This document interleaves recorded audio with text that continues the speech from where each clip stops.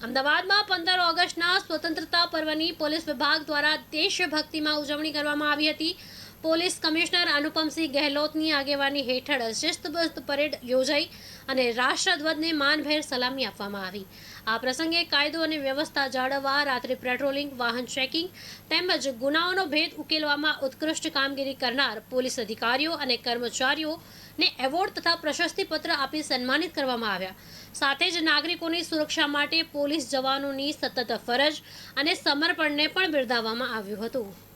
શુભ પર્વ નિમિત્તે આજે અમદાવાદ શહેર પોલીસ પરેડ ગ્રાઉન્ડમાં આપણા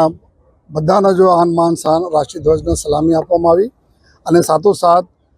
ગયા વર્ષોમાં જે અમદાવાદ શહેરને સુરક્ષિત રાખવામાં અમદાવાદ શહેર પોલીસે કામગીરી કરી છે